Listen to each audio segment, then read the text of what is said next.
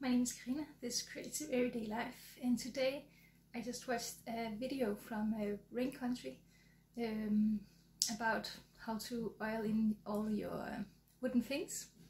So I'm going to do that now.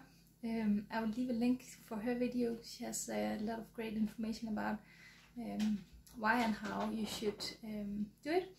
But otherwise, then just follow along.